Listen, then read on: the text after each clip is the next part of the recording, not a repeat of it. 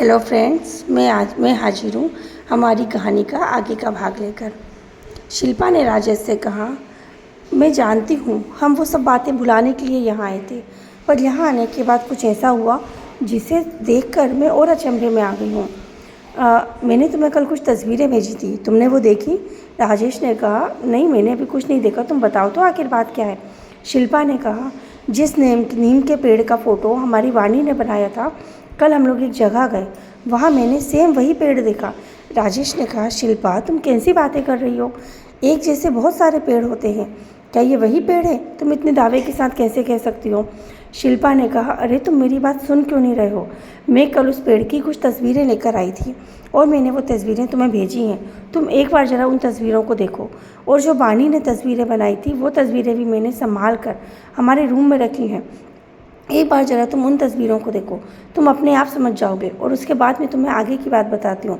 पर सबसे पहले तुम अपने फ़ोन में देखो मैंने तुम्हें जो तस्वीरें भेजी हैं। राजेश ने कहा, अच्छा रुको मैं वो तस्वीरें देखता हूँ।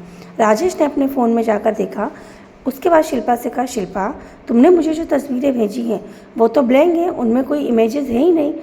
शिल्पा ने कहा, कैसी बात कर रहे हो? मैंने खुद चेक करके तुम्हें वो तस्वीर भेजी थी, मैंने खुद अपने हाथों से वो तस्वीरें ली थी और उसके बाद मैंने तुम्हें भेजी और भेजने के बाद भी मैंने फ़ोटोज़ देखी थी, तुम एक बार ठीक से चेक करो। राजेश ने कहा, अरे बाबा मैं 2-3 बार चेक कर चुका हूँ, एक बार तुम भी चेक करो। ये कहकर शिल्पा ने बोला, अच्छा रुको मैं चेक करती हूँ। जब शिल्पा ने देखा तो वाकई में वो तस्वीरें ब्लैंक थी। यह देखकर शिल्पा बहुत आश्चर्य में हो गई। उसने अपनी गैलरी में सब जगह देखा। उस दिन उन्होंने और भी तस्वीरें ली थी, वो सब तस्वीरें थी, पर सिर्फ वो पेड़ वाली तस्वीर बिल्कुल ब्लैंक थी। यह देखकर शिल्पा चौंक गई। उसने राजेश से कहा, राजेश ये कैसे हो सकता है? मैंने खुद वो तस्वीरें ली थी और तुम्हें भेजी थी। इनफैक्ट तुम्हें भेजने के बाद मैंने देखा भी था, तस्वीरें बिल्कुल क्लियर थी, फिर अचानक कैसे वो तस्वीरें गायब हो सकती हैं? मुझे कुछ समझ में नहीं आ रहा। गैलरी में भी वो इमेजेस तो हैं पर ब्लैंक है, वहाँ कुछ नहीं दिख रहा, ये कैसे हो सकता है? अब तो मैं और ज़्यादा बुरी तरीके से टेंशन में आ गई हूँ। राजेश ने कहा, अच्छा अब तुम मुझे बताओ तो बात क्या हुई? शिल्पा ने सारी बातें राजेश को बता दी, यहाँ तक कि शिल्पा ने यह भी बताया कि उस पेड़ पर जो नाम लिखे हुए थे वही नाम बानी ने अपनी ड्राइंग में भी लिखे थे।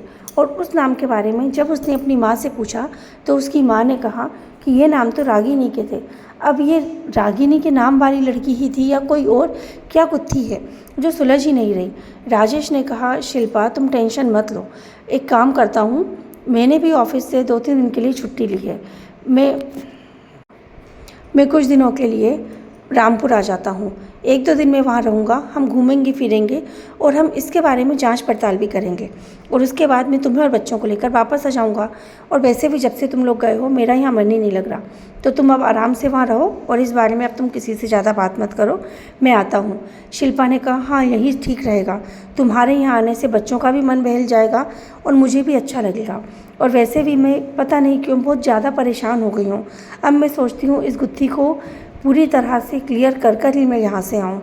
राजेश ने कहा, डोंट वरी, तुम अपना ध्यान रखो, मैं वहाँ जल्दी आता हूँ। राजेश ने फ़ोन रख दिया, शिल्पा को समझा भी दिया, पर राजेश भी अभी तक चिंतित था कि आखिर ऐसा क्या हो रहा है उनकी लाइफ में, समझ में नहीं आ रहा। राजेश ने कॉफ़ी बनाई, कॉफ़ी का मग लेकर राजेश अपने रूम की बालकनी में जाकर बैठ गया और गहरी चिंता में डूब गया। राजेश ने सोचा, कितना हंसता खेलता परिवार था उनका, आखिर किसकी नज़र लग गई उनके परिवार को? यह सोचता हुआ राजेश गहरी चिंता में कई वर्ष पहले चला गया। आगे की कहानी जानने के लिए देखते रहिए, सुनते रहिए हमारी कहानी नीम का पेड़। Thank you.